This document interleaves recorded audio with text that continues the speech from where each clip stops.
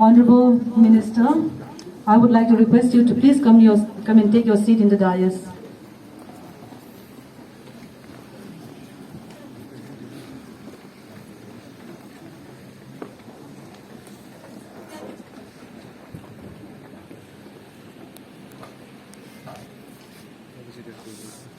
Thank you, sir. We are very honored today to have amidst us Dr. Ranoj Pegu, incoming voice call from Switches on Geo 4G. Tribal Faith and Culture Development Directorate of Library and Museums as the chief guest.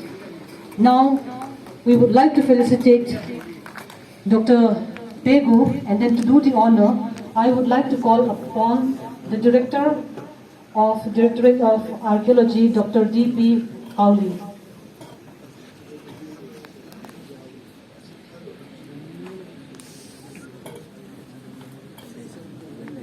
Sir is felicitated with a gamocha and traditional muffler of the different tribes of Dima Hassa.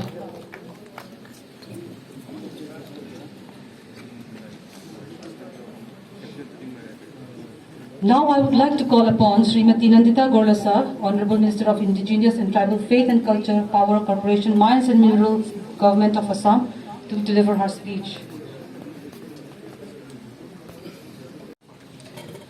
Honorable Chief Guest of today's meeting, Dr. Ranoj Pegu, esteemed guest in the dais, the Department of Archaeology has taken the initiative to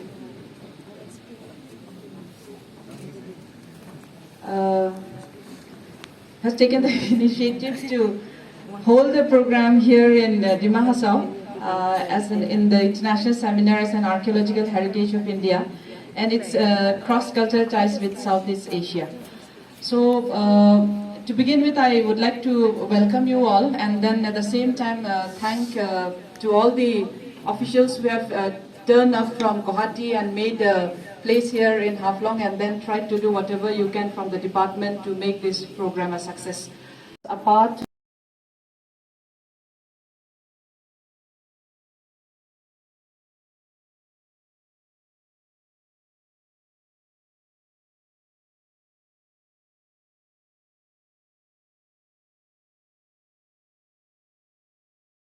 the heritage is very rich as overall in Assam, but particularly in Dima Hassa, the purpose for coming here in this very stage was the stone jars and its initiative, and then how it can be preserved for the future, like how Dr. Monty sir had just said, how Seva sir had said, like how it can go more further and then preserve for the future.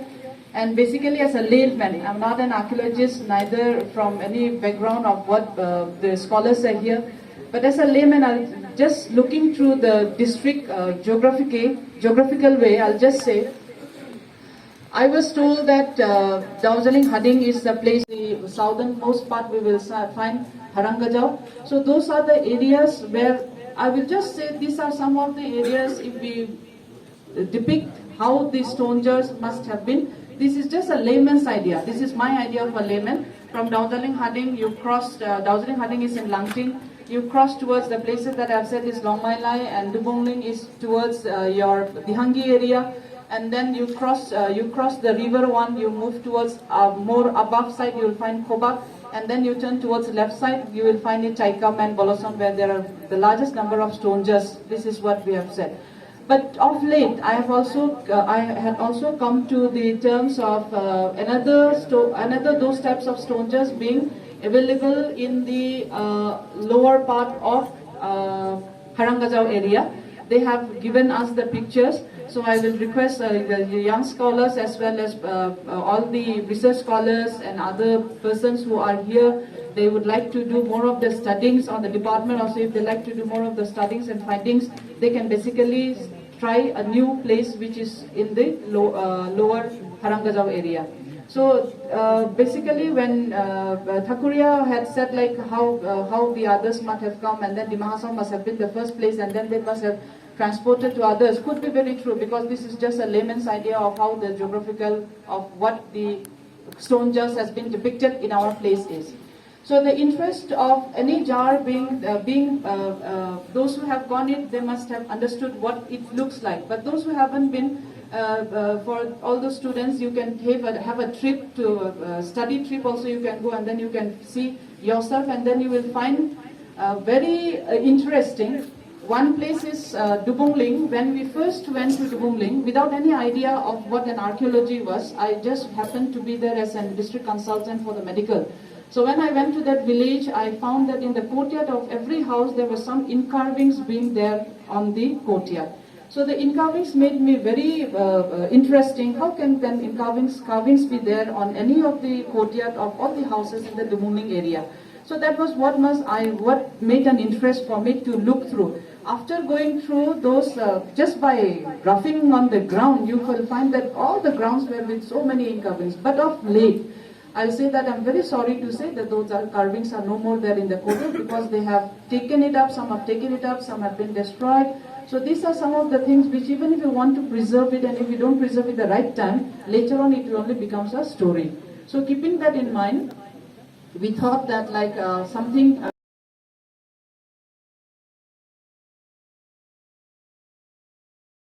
Minister of Education, Tribal Welfare, Indigenous and Tribal Faith and Culture Department, Government of Assam, to deliver his speech. Everyone, my colleague, Minister Srimati Nandita Cardosa, Secretary to the Government of Assam, Srimati Assam Muya, Deputy Commissioner of the Mahasau District, Srimati Najin Ahmed, and respected SP of the Mahasau District, and all other dignitaries present here.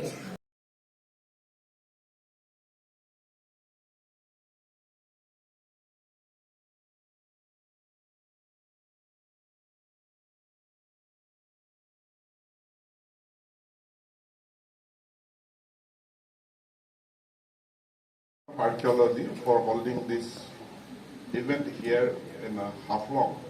It could have been held in Guwahati or in Dibrugarh, where we have better flight or train communication, but it is being held at Haflong, and it is a place of heritage, our heritage, and I thank the department for holding this event here. And this is an opportunity for all of us to look at our own heritage. I'm not an expert on heritage, I'm not an expert on archaeology. Very simplistic terms, and I see many students here. So, very simple term, I'd like to say a few words. What is heritage? Whatever we have inherited from our forefathers, that is our heritage. Now, in this session, we are focusing on the stone jars. Of course, they are a heritage of Assam. Many people, not to speak about people outside Assam, even the people of Assam, Brahmaputra Valley or Barak Valley, they do not know about this kind of stone jars found in the Mahasau. Now the focus of discussion will be on stone jars. But stone jars alone is not heritage. We should understand that stone jars are heritage and the rest are not. Whatever we have inherited from our forefathers are our heritage. Our language, our culture, our environment, everything are our heritage. The floral designs, weaving designs and patterns that our tribal women, they weave in their looms, it is a heritage.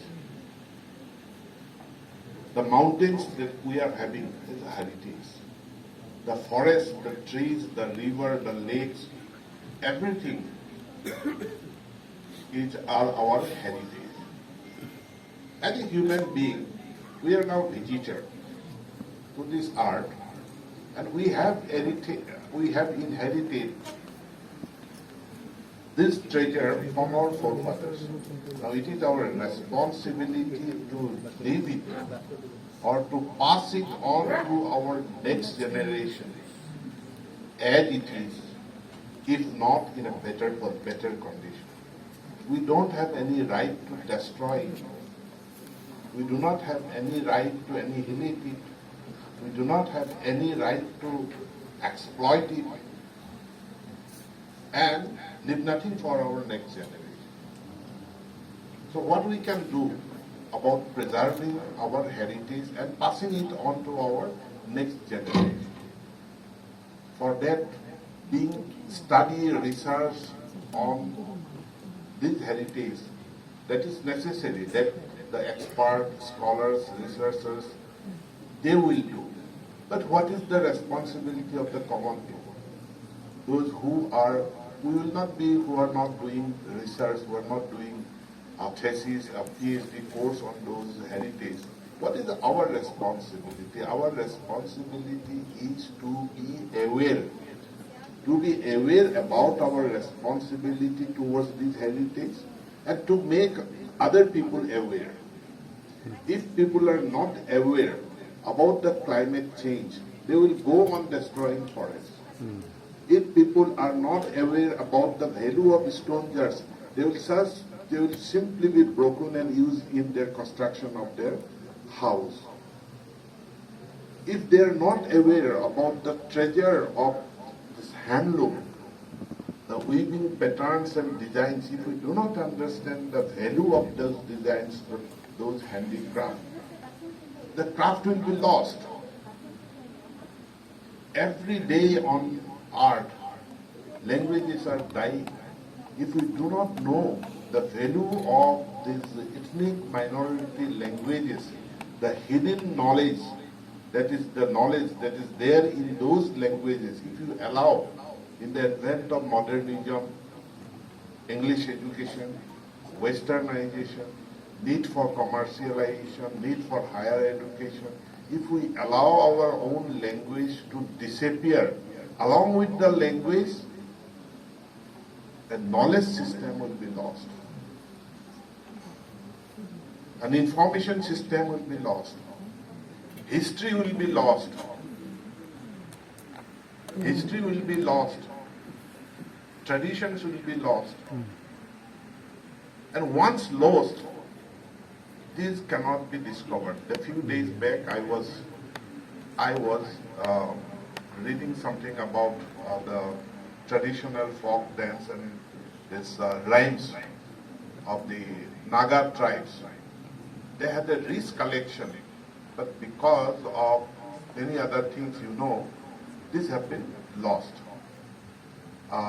Even in my tribe also, we had a class of people who were known as traditional priests. They are called Miri. And right now, suddenly we have discovered, right now we don't have a single Miri person, that is the traditional priest person, living.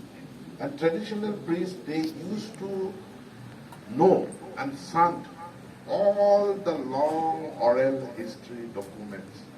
Now, along with the death or disappearance of this priest from my community, the oral history, which thousands of years of oral history, has been lost. So, it is our responsibility, it is our duty to preserve or conserve our heritage, which we have inherited from our forefathers, and pass it on to our next generation, preferably in a better condition. Last 15 August, Prime Minister, while addressing the nation, he made 5 appeals to the citizens of this country. And that is now popularly known as Pansapran. The 5 pledges. What are the 5 pledges appealed by our Honorable Prime Minister? Number 1, For 75 years, our identity recognition of India is a developing country. How long we will continue to be a developing country and when we will become a developed country? So now he appeals, the Prime Minister, the Union government alone cannot transform a developing country into a developed country without Janabhagidari or participation of the common people. So we need to become a developed country, and everyone must pledge for it, work for it. Second is, for long years India was under British colony.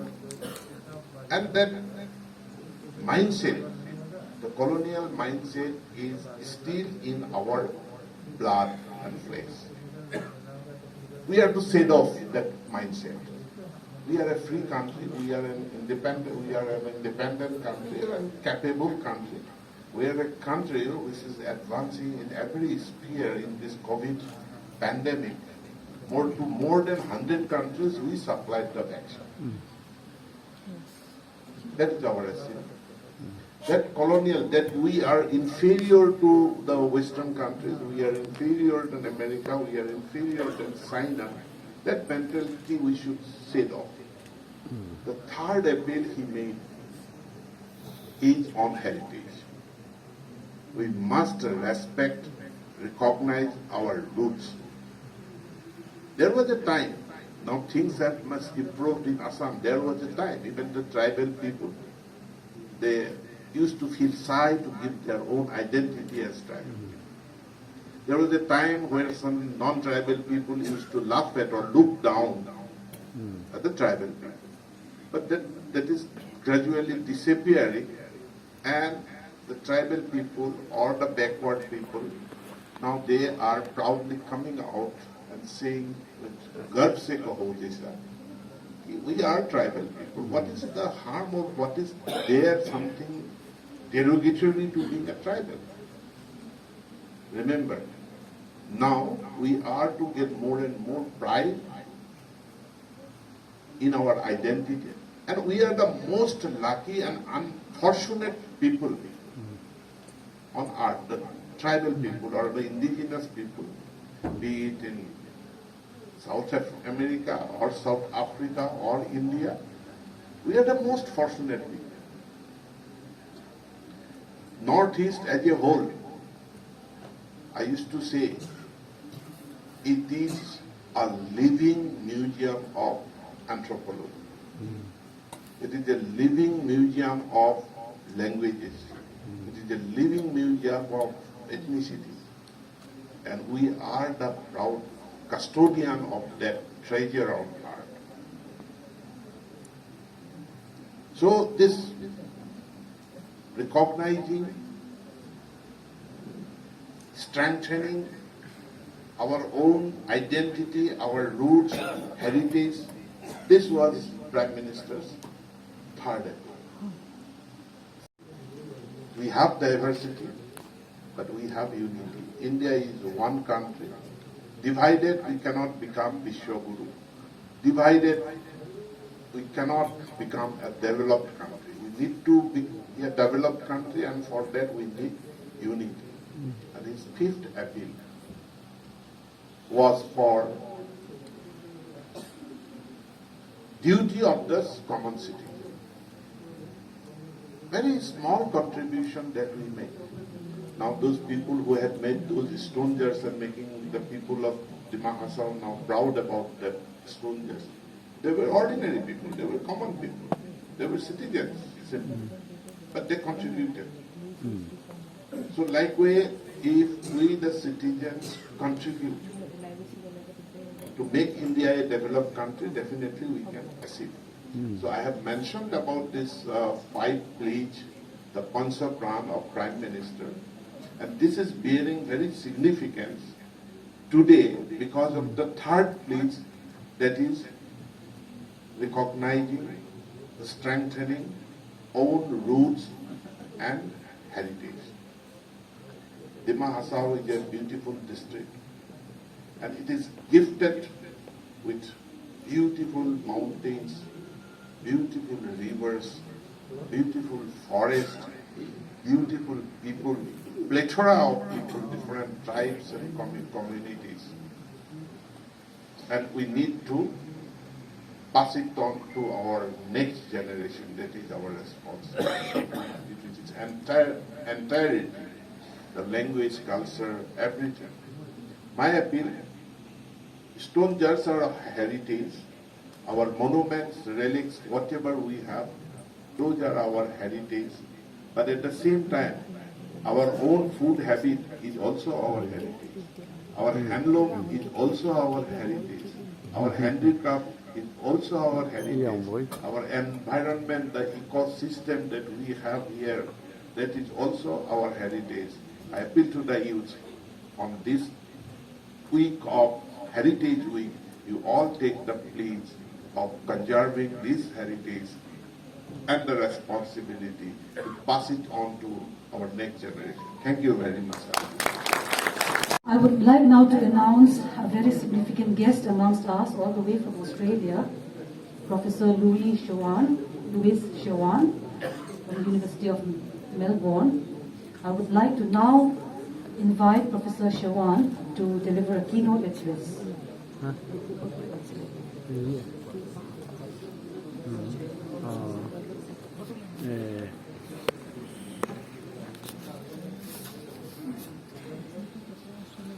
Good afternoon, everyone, distinguished guests, dignitaries, honourable ministers, my Indian colleagues, my new friends, and of course the students. You are the future, and I hope there's some archaeologists amongst you, and I hope we can encourage you to turn into archaeologists. It's my great pleasure to attend this important international seminar, Archaeological Heritage of India and its cross-cultural ties with Southeast Asia. I sincerely thank the Directorate of Archaeology under the Indigenous and Tribal Faith and Culture Department of the Government of Assam, India, for organising this seminar and for the kind invitation extended to me. It is especially significant to be discussing archaeology today, given that it is World Heritage Week. Archaeology is a critical part of all of our lives. It offers a unique perspective on human history and culture and our shared humanity. Archaeology helps us understand not only where and when people lived on this earth, but also how they lived, what they ate, how they communicated, and how they used the landscape, and how they were shaped by and how they shaped their environment. Archaeology covers all time periods and all geographic regions inhabited by humans. It has helped us understand big topics like ancient religions, early trade routes, and the lifeways of hunter-gatherers. Archaeology informs us about individuals, families, and communities. Knowing how our ancestors lived and worked not only helps us to create a healthier and more prosperous future, but increases our ability to understand the huge diversity of cultures and societies on the planet. Archaeologists love solving puzzles. We want to know the who, what, where, why, how, and when. Our work involves everything from very focused detective work to the big breakthrough moments and time spent with other researchers with very different backgrounds who bring diverse perspectives to our collective inquiries. One of the most important aspects of archaeology is collaboration. And it is wonderful that through collaboration we can share our knowledge to understand shared cultural histories, better understand each other and work together to unlock the mysteries of the past. And with today's program, I'm looking forward to learning a lot more about your beautiful country and its deep cultural history. I trained as an archaeologist at the University of Sydney in Australia, and I completed my PhD on the settlement behaviour of Natufian hunter-gatherer groups in Jordan and Israel some 13,000 years ago. My research mostly involves the analysis of human teeth. our teeth preserve a time capsule of information about diet, residential mobility and environmental variation. These archives contain the chemical signatures of food and water consumed during the period of enamel formation when we were children. And we can sample these teeth at incredible resolution through sequential, isotopic, analytical techniques facilitated by advances in instrumentation and imaging such as synchrotron science. This allows dramatically enhanced temporal insights into key archaeological questions, including migration, habitat use, timing of weaning, and climate variation. Remarkably, with these techniques, weekly snapshots of human life can be obtained from individual teeth. The enamel of our teeth is very hard and once formed remains unchanged, locking in the environmental signatures potentially for millions of years. Using isotopic geochemistry, archaeologists, paleontologists and forensic specialists have been able to analyse the dietary behaviour and lifeways of past individuals from a range of contexts, from the Pleistocene to recent forensic settings. More recently, I've been working on the megalithic cultures of Laos, and it's here that we find striking similarities to the megalithic jar sites of northeast India. My colleagues in Australia and I are very fortunate. At the outset, I would like to thank our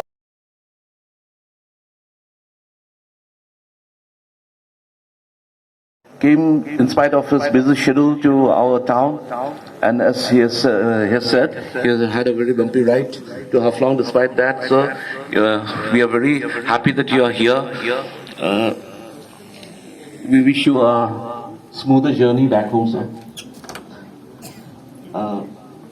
Our heartfelt thanks goes to Srimati Nandita Gurlasar, ma'am, Honorable Minister for Indigenous and Tribal State Culture, Power, Cooperation, Mines and Minerals, the Government of Assam. She has taken keen interest in organizing this event. In fact, it's been a month now since she has held a meeting over here, and she literally brought the event over here. She took keen interest, and from day one, she has been in communication with the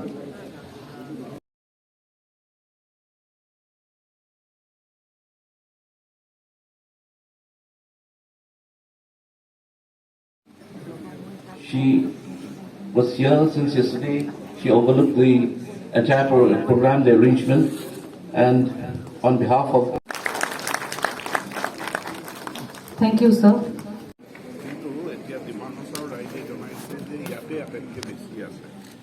আৰু এইখিনি ধুনীয়াকৈ যদি আমি documentation কৰি আমি United নেশ্যনছত দিব পাৰোঁ, তেনেহ'লে প্ৰচুৰ সম্ভাৱনা আছে যে ডিমা হাছাও জিলাৰ এই প্ৰাচীন কীৰ্তিচিহ্নবিলাক বা আৰ্কিঅলজিকেল সম্পদবিলাকে